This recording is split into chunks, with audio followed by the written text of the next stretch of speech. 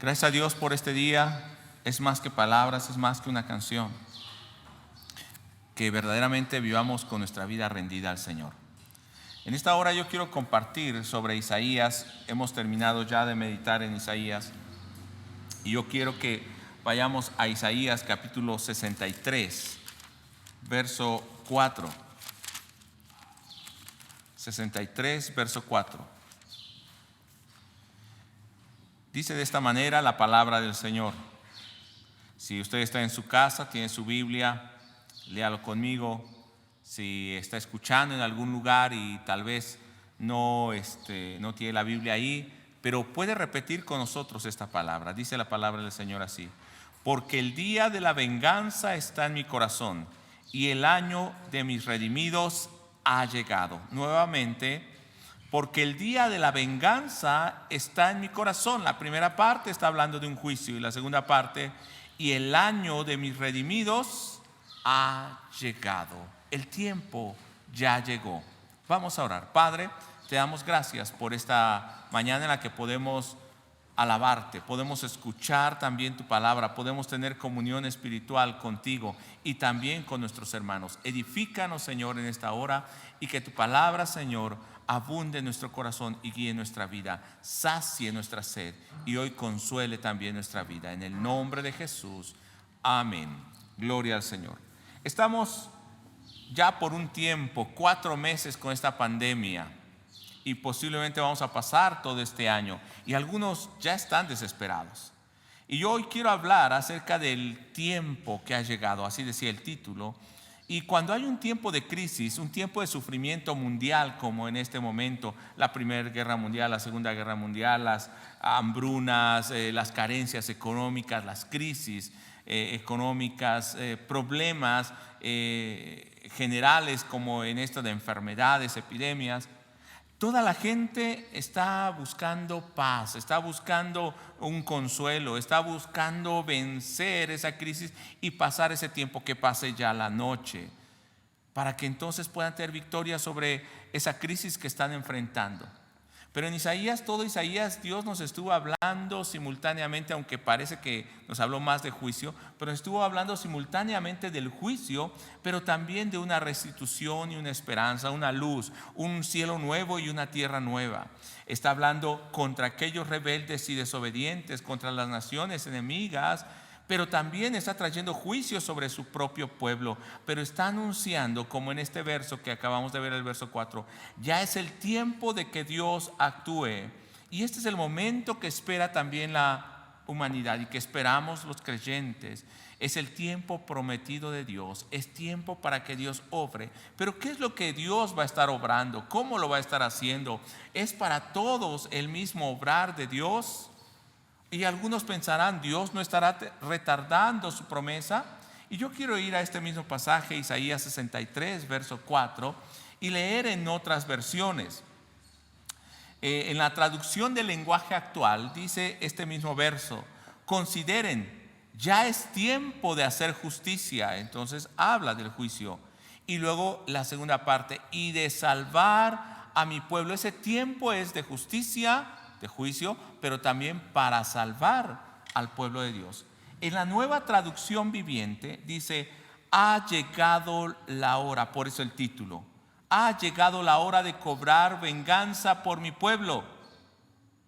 Y la segunda parte: pero también de rescatar a mi pueblo de sus opresores. Entonces, en este tiempo estamos viviendo, es un tiempo de juicio, pero también es un tiempo donde Dios está rescatando a su pueblo, está filtrando a su pueblo y está purificando a aquel pueblo que Él ha llamado y ha escogido. En la Biblia de las Américas dice en el verso 4: porque el día de venganza está en mi corazón, muy parecido a la versión 60. El día de la venganza está en mi corazón, y el año, escuche esto, de mi redención había llegado. Y utiliza varias expresiones para hablar primero del juicio, pero la segunda parte, que es muy importante, el tiempo que ha llegado es, en la versión 60 dice de salvar al pueblo, en la Nueva Traducción Viviente dice de rescatar a ese pueblo, en la Nueva Versión Internacional, como en la Biblia de las Américas, dice de redención. Y las palabras que utiliza,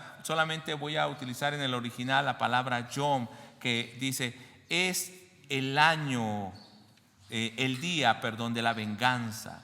Y esa palabra día está diciendo un periodo, no es una fecha exacta, no es un día, no es un año, es un periodo, el tiempo determinado y designado por Dios para redimir, para salvar a su pueblo, para rescatar. Allí sí utiliza una palabra también muy importante que es gal, de ahí viene el goel, que quiere decir redimir, como dar rescate por un pariente cercano. Entonces Dios es el que está haciendo esto. Y algo bien importante, cuando nosotros vemos esta situación podemos pensar, Dios no está actuando, pero Dios siempre está obrando y está actuando en todo momento para mostrar que Él sigue llenando o salvando a su pueblo de misericordia. Dios ha sido muy bondadoso en todo tiempo. Voy a ir a la traducción del lenguaje actual. En Isaías 63, verso 7, Isaías dijo: Dios ha sido muy bondadoso con el pueblo de Israel. Les ha mostrado su bondad y su gran amor. Nosotros podríamos pensar, ¿Dios ha sido misericordioso verdaderamente con nosotros en estas situaciones? Hemos perdido hermanos en esta pandemia, pastores. El día de ayer yo veía un concierto con el hermano Aarón Medrano de la iglesia, él estaba haciendo con la iglesia bautista, y los hermanos hacían este concierto para recaudar fondos para apoyar a todas las viudas de los pastores bautistas que han perecido durante esta pandemia. O sea, no es algo que solamente llega a unos, a todos, a los pastores de este movimiento de la iglesia bautista. Y podíamos pensar, Dios ha sido bondadoso, Dios ha sido bueno. A veces no podemos ver esa bondad de Dios, pero dice, Dios siempre ha sido bueno. Y hay un canto que a mí me encanta, que dice, Dios ha sido bueno. Y esto es todo lo que dice el canto. Dios ha sido bueno. Si recordamos esto, estaremos agradecidos a pesar de que estemos pasando por crisis. Y en el verso 9 dice que no fue, o sea, Él no envió a alguien más para salvar a su pueblo. ¿Cómo ha sido bueno? Él está obrando, y dice en el verso 9, Dios en persona, Él los libró por su amor y su misericordia. En la versión 60 dice, en su amor y su paciencia. La segunda parte, los redimió y los trajo y los levantó todos los días de la antigüedad. Él mismo ha estado obrando en su pueblo, ha estado rescatándolos. Pero lamentablemente la palabra de Dios nos dice, y por eso también Isaías está hablando, Dios hablando a través de Isaías a ese pueblo, que este pueblo siempre ha sido rebelde. En el verso 10 dice, pero los israelitas desobedecieron y ofendieron al Dios Santo. Por eso Él los trató como si fuesen enemigos. O sea que en medio de ese juicio para el mundo, también aquellos que dicen ser su pueblo, que no le han obedecido, podemos estar en medio de ese juicio.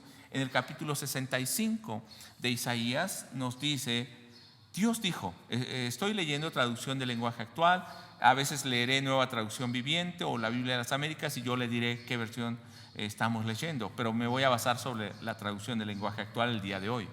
Dios dijo, yo he salido al encuentro de gente que no me buscaba. Aún en medio de esta situación, Dios está llamando a aquellos que no conocen al Señor. Mantenga esto en su corazón, porque al final, en su mente, porque al final vamos a estar viendo que esa gente que no le buscaba somos nosotros, pero Dios nos ha llamado. He llamado o me he acercado, he buscado a gente que no me buscaba, a un pueblo que me había llamado y yo le di, que no me había llamado y yo le dije, aquí estoy. Aún aquellos que no le buscaban. ¿Y qué pasó entonces con los que le buscaban? Miren el verso 2. Siempre he estado dispuesto a recibir a ese pueblo rebelde que va por malos caminos y sigue sus propios caprichos. ¿No ha sido bueno Dios? Porque el pueblo sigue sus propios caprichos. Veamos cómo era este pueblo rebelde. Verso 3. Ese pueblo siempre me ofende. Mire todo lo que hacía este pueblo. No solo hablamos del pueblo de Israel, podemos hablar de la gente que no conoce a Dios hoy y de aquellos que están en la iglesia o decimos conocer a Dios. Vivimos de esta manera. Mire cómo somos. No solamente nuestra acción hacia Dios, hacia los demás, nuestro carácter. Y eso está demostrando nuestra verdadera obediencia y nuestra relación con Dios. Verso 3. Este pueblo siempre me ofende. ¿Qué hacía este pueblo? Siempre le ofendía. Mire, antes dijo que va por malos caminos siguiendo sus propios caprichos, 1. Y 2, siempre le ofende. Y vamos a hacer una lista de todo esto, cómo siempre ofenden al Señor. Mire, siempre me ofenden. ¿Qué hacen? Ofrecen sacrificios a ídolos y queman incienso sobre unos ladrillos. O sea, hacen cualquier tipo de ofrecimiento a otros dioses, a ídolos realmente. Verso 4, y esto queda muy bien para nosotros los mexicanos, que es parte de la cultura y a veces hasta orgullo cultural, pero veamos hasta dónde nos ha llevado. Este pueblo se sienta en sepulcros y pasa la noche en las cuevas para rendirle culto a sus muertos. ¿No es algo que hacemos en México? Bueno, yo no, la iglesia cristiana no, pero no se practica comúnmente. Y en África y en varios países de Latinoamérica, hasta comen carne de cerdo. Mire, en esas festividades que hacían, comían carne de cerdo y llenan sus ollas con el caldo que han ofrecido a sus ídolos. O sea, la comida no pura, o la comida que estaba en ese tiempo prohibida en la ley, la ofrecían a sus ídolos. Verso 5. Este pueblo anda diciendo, además, mire, era un pueblo orgulloso. O sea, vive mal, alejado de Dios. ¿Y cómo vivían? No se metan con nosotros, somos un pueblo elegido por Dios. Además se creían únicos. Dios me eligió, no importa que yo esté haciendo esto. Y en ocasiones el pueblo de Dios vive de esta manera. Verso 6. Pero son un pueblo tan molesto. ¿Hasta qué punto llegan? Tan molesto.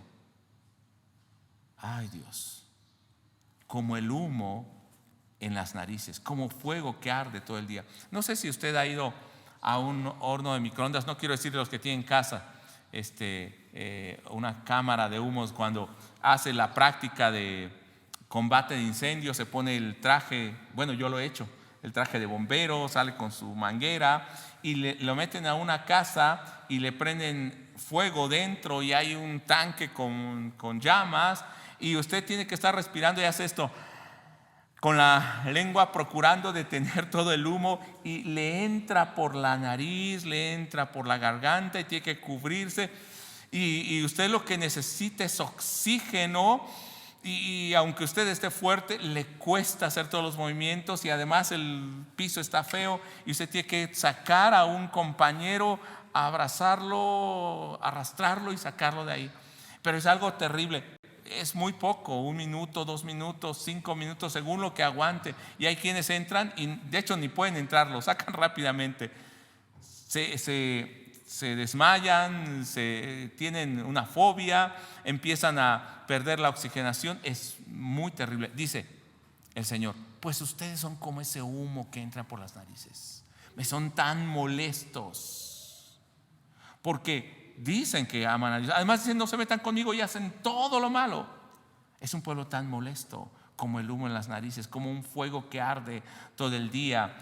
Dice la palabra del Señor en el verso 6, pero va a llegar el momento en que yo haré juicio, no me quedaré callado y va a dar el merecido. En el verso 7, entonces ¿qué va a hacer Dios con este pueblo que le ha ofendido? Castigará a este pueblo por todos los crímenes que ha cometido. Me ofendió grandemente al quemar incienso a los ídolos. Está haciendo resumen sobre los montes y colinas. Ahora, hermanos, ¿no cree usted que en muchas ocasiones nosotros hemos actuado como este pueblo? Entonces, por eso ha venido el juicio de Dios y por eso está viniendo este llamado de atención. Pero también es porque Dios ha obrado con misericordia, llamando a su pueblo, redimiendo, rescatando en ese día.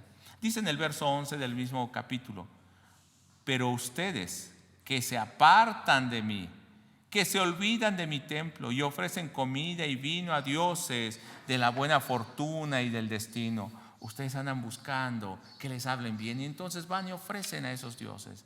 Consultan los buenos augurios, el horóscopo, que les lean las cartas, que aún alguien que se diga profeta venga y les diga cosas buenas y entonces sí lo escuchan, y a veces son falsos profetas. Dios ha sido misericordioso, pero este pueblo siempre se ha apartado. Entre más Dios les hablaba, ellos no escuchaban. Dice en el capítulo 65, verso 12: yo también os destinaré a la espada, y todos vosotros os arrodillaréis al degolladero. Por cuanto, escuche esto, llamé y no respondiste, hablé y no oísteis, sino que hiciste lo malo delante de mis ojos y escogiste lo que me desagradas. ¿Qué hizo Dios? Llamó, estuve hablando y ustedes no han respondido, han sido desobedientes. Y podemos recordar varios pasajes, no los voy a tocar, solamente se los voy a dar, hermanos. Josué capítulo 24, a la muerte de Josué, o antes de la muerte más bien, el último discurso le está diciendo al pueblo: mire, ya basta, ustedes han servido a los dioses que sirvieron sus padres, que trajeron en el desierto, ya quiten esos dioses. Si ustedes no se deciden, pero yo y mi casa serviremos a Jehová. Entonces el pueblo responde, del verso 14 al 18, el pueblo responde: nunca tal acontezca que dejemos a Jehová, sino que solamente a Él serviremos. Entonces dice que Él hizo pacto con ellos, pero ese pueblo había decidido hacer pacto, pero seguían arrastrando sus dioses, sus costumbres. En Deuteronomio, que es la ley, desde el capítulo 5 vuelve a recordar la ley a esa segunda generación, pero a partir del capítulo 11 al capítulo 30 va a decir: estas leyes las deben de guardar y las deben de vivir, porque si ustedes no las viven, yo voy a traer sobre ustedes todo este juicio. Y recordemos el capítulo 28 de Deuteronomio, una división muy marcada. Verso 1 al 14 va a hablar de las bendiciones. Sucederá que si oyen y andan en mis caminos, yo los bendeciré. Verso 15 hasta el final va a decir: pero si no oyen, yo voy a traer sobre ustedes todas estas maldiciones. La promesa de Dios era la bendición, pero también el juicio para su pueblo. Levítico 26 nos va a estar hablando de esto también. Anótelo. Le voy a dar Josué capítulo 24, verso 14 al 18, Deuteronomio 11, 26 al 32 específicamente, capítulo 30, verso 1 al 3 y verso 19, y Deuteronomio 28 y Levítico 26. Léalo después, hermano. Pero ¿qué hacían estos hombres que decían servir a Dios? En la Biblia de las Américas, ahora voy a ir al capítulo 66, verso 3. Dice que así como iban y adoraban a Dios y honraban a Dios, también su cuerpo, su culto y todo lo que hacían era para honrar y adorar a los ídolos. Mataban un buey, pero también después de adorar a Dios y ofrecer ese sacrificio, iban y hacían mal a su prójimo. Se peleaban con el otro, mataban a los hombres, vivían como todos los demás. Dice que sacrificaban también a un cordero, que era el sacrificio a Dios, pero también iban y mataban a un perro, sacrificaban a un perro para un ídolo, una inmundicia. Lo mismo que ofrecían una ofrenda santa, iban y ofrecían un cerdo a los ídolos. Quemaban incienso al Dios santo, iban y quemaban incienso a los ídolos. Y dice al final del verso 66:3, como ellos han escogido sus propios caminos. O sea, ellos quieren andar en su propio pensamiento, su propio corazón, quieren adorar a Dios a su manera. Y al final de ese verso dice: y su alma se deleita en sus abominaciones. Además están contentos con hacer todo eso. Me dirá usted: pero nosotros los creyentes ya no hacemos eso. Pero ¿no es cierto que nos vengamos? ¿No es cierto que sacamos nuestra ira en ocasiones? ¿No es cierto que decimos: pero me las va a pagar? ¿No es cierto que a veces eso que está en nosotros no lo podemos sujetar y dominar al Señor? Entonces pensemos si no estamos haciendo lo mismo. Al mismo tiempo que honramos a Dios, salimos y ofendemos a nuestro hermano. Miramos mal, juzgamos, hablamos, maltratamos, odiamos. Verso 4.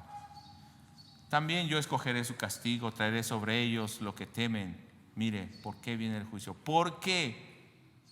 Dice el Señor: llamé mas nadie respondió. ¿Qué es nadie respondió? Nadie prestó atención, nadie tuvo en cuenta lo que yo hablaba. Hablé, mas no escucharon. Y cuando habla de escuchar es oír inteligentemente y obedecer.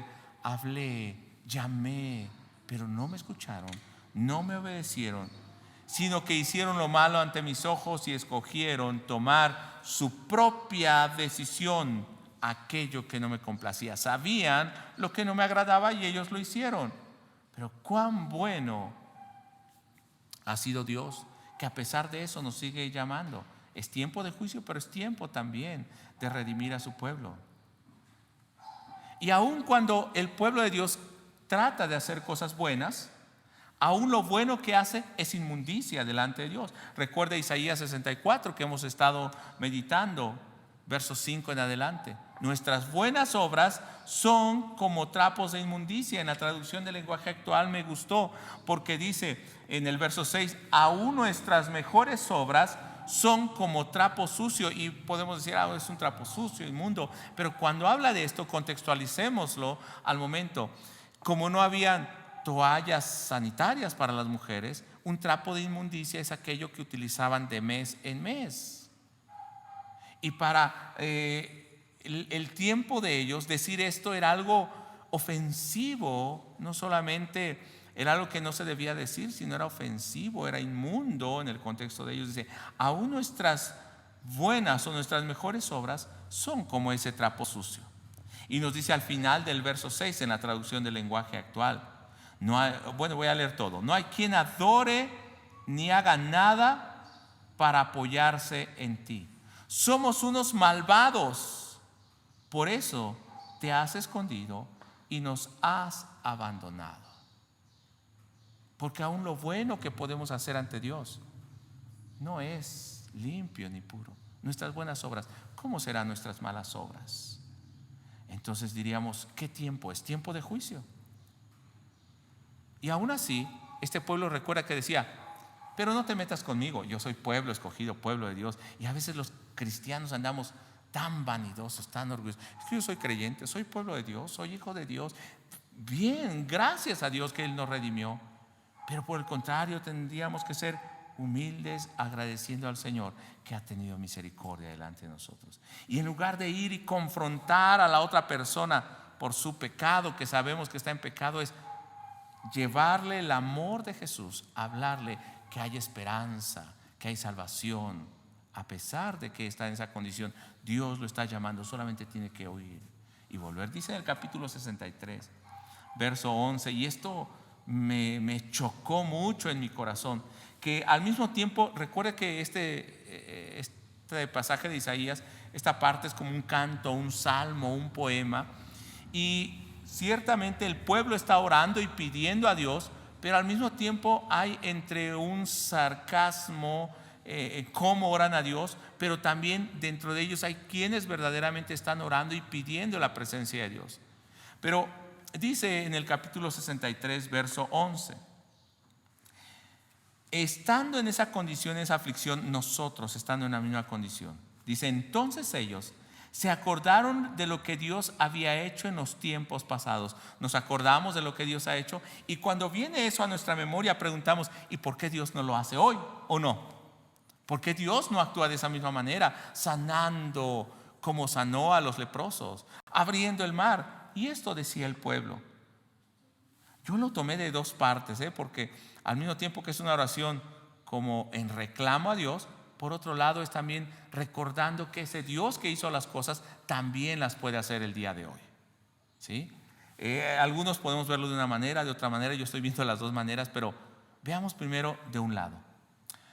Verso 11. Y además dice, por eso ellos preguntan, ¿dónde está ahora el Dios que sacó del río Nilo a Moisés? ¿Dónde está ese Dios de los israelitas? También preguntaban, ¿dónde está ahora el Dios que puso en Moisés su Santo Espíritu? ¿Dónde está ese Dios?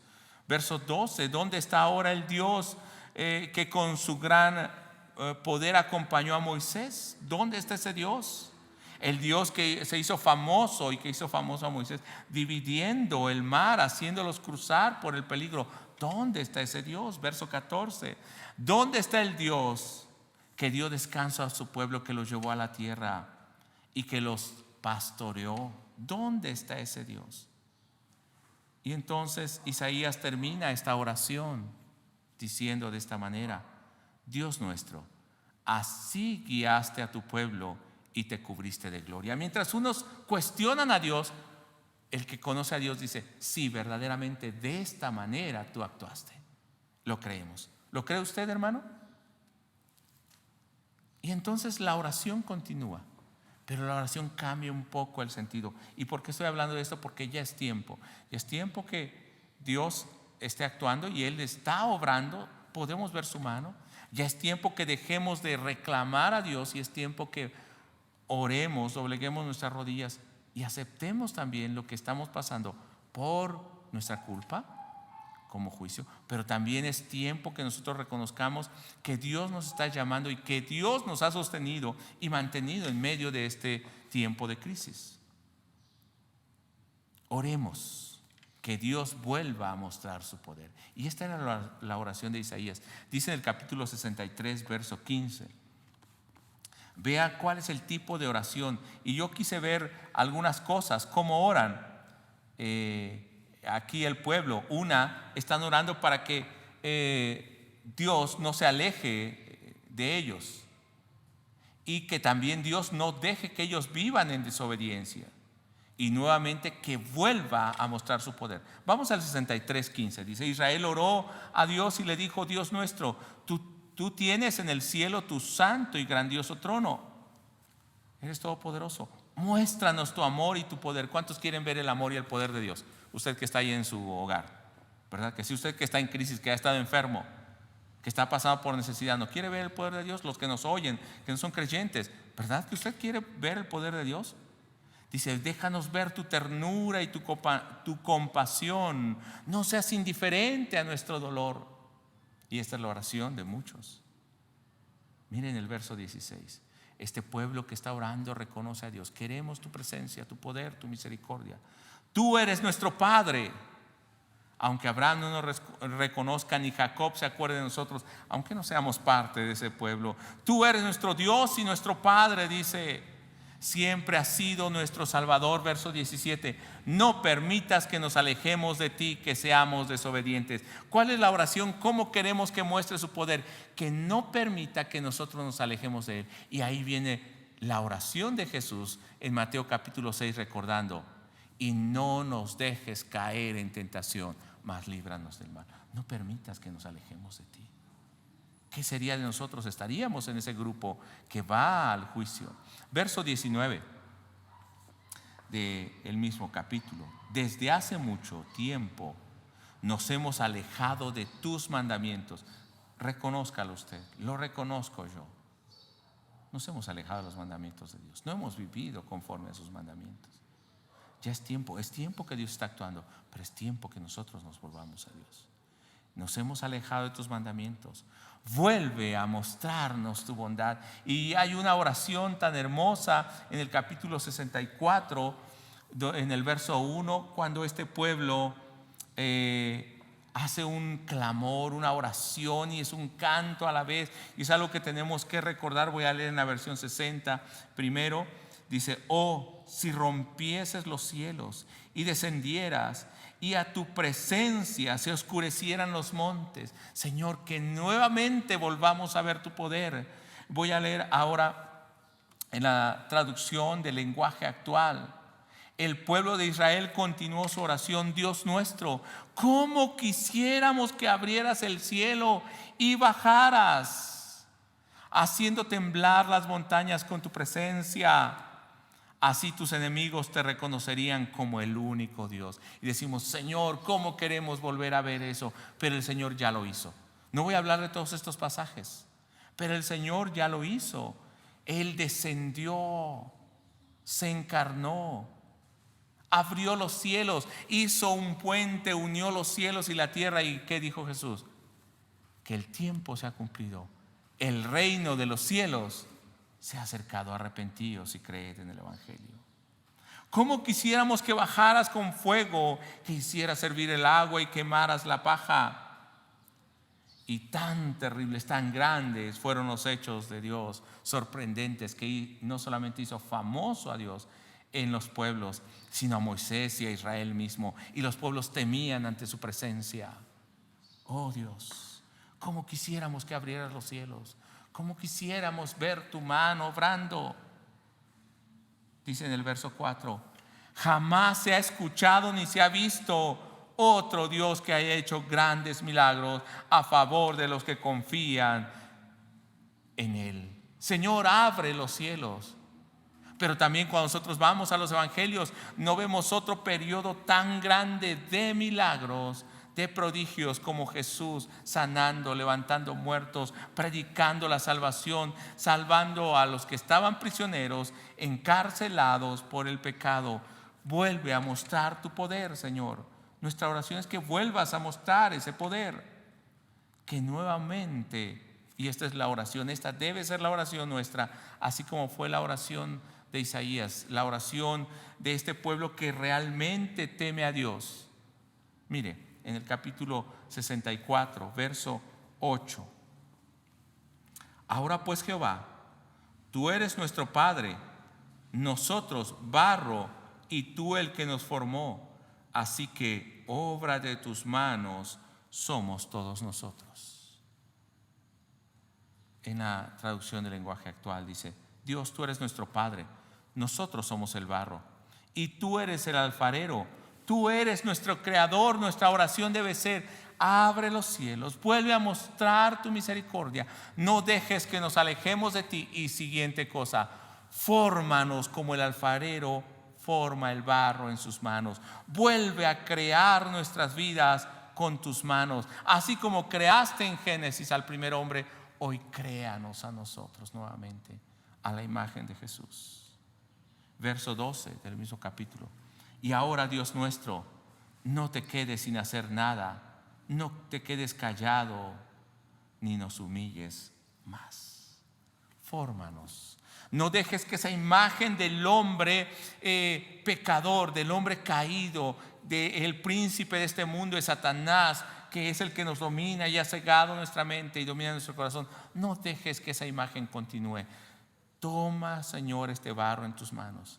Si has de quitar mi carácter, quítalo ya, Señor. Ya no quiero ser igual.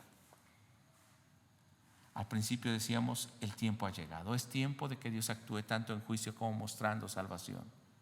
Pero parece que el pueblo ha sido esa pared que se revela y se opone. Nosotros nos oponemos a que Dios ya actúe en nosotros. Entonces Dios tiene que mandar todas estas cosas. Ha llegado el tiempo de que Dios muestre su misericordia. Y en el capítulo 65, verso 8: así dice Jehová, como si alguno hallase mosto en un racimo. En otra versión dice: como si todavía encontrara uvas buenas con jugo, y dijese: no lo desperdicies, porque bendición hay en él. Así haré yo por mis siervos, que no lo destruiré del todo. Porque aún en medio de esta situación, como en Israel de ese momento, Dios vio a esas uvas, a esos higos, y los apartó en una canasta, y esos fueron los transportados y los guardó. Así en este momento, Dios, en medio de esa pandemia, Dios está viendo a su pueblo y está viendo esas uvas que todavía tienen jugo, que confían en el Señor, que habla y escuchan, que Él los llama y le obedecen y responden a su llamado. Dice en el verso 8 que estamos leyendo: yo, por amor a mis siervos, en traducción del lenguaje actual, a mis servidores, no destruiré a toda la nación. Solamente por amor Él nos está guardando, hermano. No creas que porque somos mejores que otros, sino por su misericordia, por su amor. Es tiempo, y Él está actuando, pero por amor y por misericordia. Verso 9, en traducción del lenguaje actual: haré que Israel y Judá tengan muchos descendientes. Recuerda que habían quedado pocos en número, pero dice: yo los voy a hacer que tengan muchos descendientes. ¿De dónde? Y que habiten esa tierra llena de colinas y montañas, Primero dijo mis servidores, va a hacer que tengan descendientes. Luego en el verso 9 dice, mis elegidos poseerán la tierra, mis servidores habitarán en ella. Esta bondad, esta misericordia, el tiempo y los que pueden ver que Dios está actuando, es para aquellos descendientes suyos, para aquellos que van a poseer la tierra, que son sus servidores, su nación. Dice en el verso 13, Dios también dijo, mis fieles seguidores tendrán comida. Dios sustentará. Y recuerde ahora el capítulo 5 de Mateo, cuando Jesús, ¿qué está haciendo? Dice, a todos los que tengan hambre y sed, vengan. Y luego Él, ¿qué hace? Alimenta 5,000, luego alimenta 4,000. Está alimentando a los suyos, mostrando esto que Isaías decía. Los que se apartan de mí, por el contrario, sentirán hambre. Pero no está hablando del hambre física, sino la separación de Dios. Dice también, mis seguidores se alegrarán, pero ustedes quedarán avergonzados. Al mismo tiempo hay juicio, estarán avergonzados, pero los seguidores se gozarán y se alegrarán. No es tiempo para gozarse también, hermano, no por lo que están pasando otros, no por lo que estamos pasando algunos con enfermedad, los pastores que han fallecido, hermanos que han fallecido, no. Es tiempo de alegrarnos porque vemos que Dios está obrando y sosteniendo a su pueblo, filtrando, conservando a aquellos suyos. Ellos cantarán con el corazón alegre, dice el verso 14, mientras los otros llorarán. Al mismo tiempo es tiempo de juicio, pero es tiempo también de redención, porque fuimos redimidos. Aún llegara el día que hoy mismo partiéramos con el Señor, podíamos contagiarnos o morir de cualquier otra cosa, pero si esperamos en el Señor, entonces cantaremos alegres, seremos alimentados, somos sus fieles servidores y habitaremos la tierra que el Señor ha provisto. Verso 15, a mis seguidores. ¿Para quiénes? Recuerda las preguntas que hicimos al principio. ¿Para quién es la misericordia y la bondad de Dios? ¿Sobre quiénes está actuando con bondad? Sobre sus seguidores. Les daré un nombre hermoso. Y vea también la otra parte, el juicio, las dos cosas al mismo tiempo. En cambio, el nombre de ustedes se usará para maldecir a otros. Mientras unos serán como ejemplo de maldición, otros tendrán un nombre hermoso, serán un testimonio. Verso 16, ¿Dios obrará de esta manera? Claro que sí. Dice, yo soy un Dios fiel. ¿Qué quiere decir esto? Va a cumplir. Y prometo que mis fieles seguidores dejarán de sufrir. Gócese por esto. El tiempo que vivamos aquí puede ser un sufrimiento, pero la eternidad será un gozo en la presencia de Dios.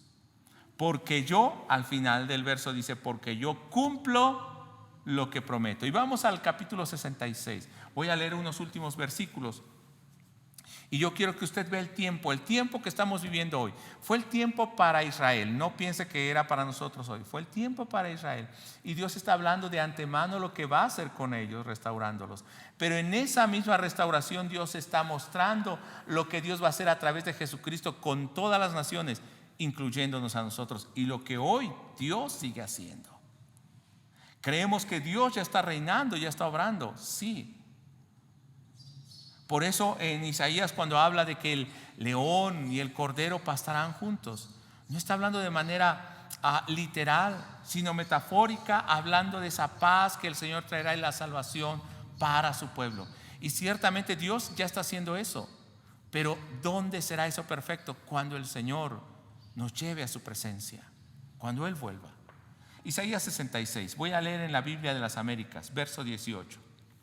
Mas yo conozco sus obras y sus pensamientos. Dios conoce tu corazón, lo que haces, lo que piensas. Llegará el tiempo de juntar a todas las naciones. Este era el tiempo del que Dios hablaba, de juntar a todas las naciones y lenguas. Y esto Dios lo hizo con la predicación del Evangelio en Hechos 1:8, en Hechos 2, trayendo el Espíritu Santo de todas las lenguas, todas las naciones, y vendrán y verán mi gloria. Verso 19, pondré señal entre ellos, un sello, y no es el sello físico, no es un chip como ahora andan diciendo, no es un 666, no es cualquier cosa, no, es el sello de que tienen el Espíritu Santo, la vida, la imagen de Jesucristo. Y dice, y enviaré a sus sobrevivientes a las naciones, y a ti te tú que tienes su sello, a las naciones. Iba a decir a quiénes, a las costas más remotas, para que traigan a esas personas y entonces vean la gloria del Señor. Ellos también sean partícipes. Y dice, y ellos anunciarán mi gloria entre las naciones. Esto se cumplió en Hechos 2 y se sigue cumpliendo hasta el día de hoy. Y si predicas la palabra de Dios, se seguirá cumpliendo. Verso 20. Entonces traerán a todos vuestros hermanos de todas las naciones como ofrenda al Señor. Nosotros ahora somos presentados como ofrenda al Señor. Este fue también el pasaje que nosotros estuvimos leyendo al principio.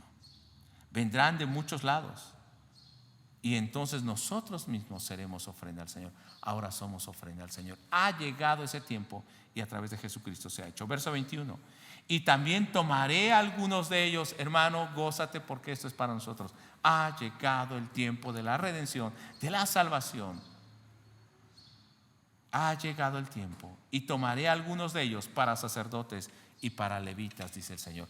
Dios no solamente me ha tomado a mí, te ha tomado a ti, a todos los que nos ven como su pueblo. No para andar y decir, yo soy rey, soy sacerdote. Algunos están hablando del reino ahora, que quieren tomar el dominio sobre este mundo ahora. No está hablando de eso, sino como un pueblo escogido y salvo. Nos compartía el pastor Joel también en un seminario, para hacer luz a esas naciones.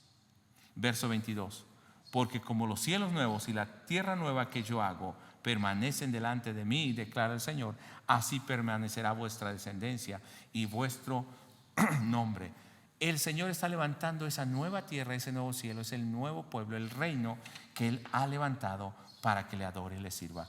Y sucederá que de luna nueva y en luna nueva y de día de reposo en día de reposo, todo mortal vendrá a postrarse delante de mí, dice el Señor. Este es el tiempo de que todos vengamos y nos humillemos delante del Señor. Ha llegado el tiempo de la misericordia de Dios sobre su pueblo. Yo creo que hoy es un tiempo de misericordia. Yo creo que hoy es un tiempo donde al mismo tiempo, simultáneamente vemos el juicio, pero también podemos ver la mano de Dios. Yo creo que es el momento en que el pueblo de Dios debe gozarse, no debe callar y decir, lo que Dios había hablado lo ha cumplido. Los cielos nuevos y tierras nuevas han sido ya creados. Jesús dijo, si no hubiera lugar, yo les hubiera dicho, voy pues a preparar lugar para vosotros. Pero dice, en la casa de mi Padre muchas moradas hay, para que donde yo estoy, ustedes también estén. Y recuerde que de esta manera va a terminar también Apocalipsis. El Señor creando cielo nuevo y tierra nueva, porque esta tierra y estos cielos han pasado. Pero ¿quiénes moran ahí? Sus servidores, los que escuchan, aquellos que han venido de todas las naciones para ser también sus sacerdotes, que han sido presentados como ofrenda delante del Señor.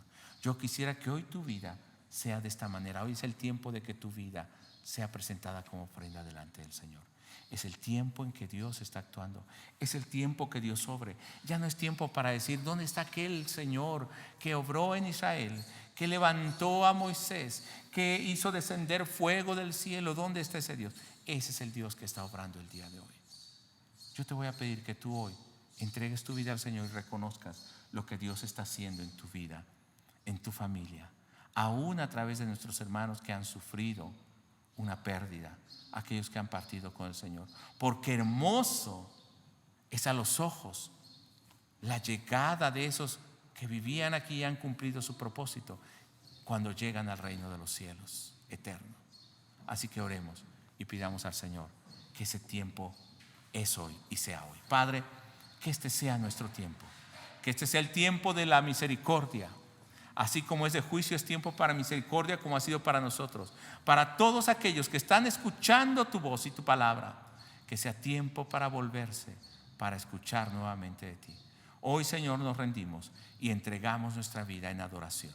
Padre, gracias porque hemos podido terminar este libro de Isaías y ha sido de edificación a nuestra vida, de esperanza, de consuelo, pero también un llamado de atención fuerte a todos nosotros. Pedimos que tu pueblo, después de salir de esta crisis, de esta pandemia salga fortalecido. Y Señor, esta iglesia que es virtual hasta cierto punto, después de esto, Señor, sea una iglesia física también, espiritual, si es real, pero que sea física también, presente, adorándote. Y Señor, llevando la gloria a todas las naciones y sirviendo de luz en medio de este mundo de oscuridad. Te damos muchas gracias en el nombre de Jesús. Amén. Dios le bendiga, hermano. Nos vemos en el siguiente servicio.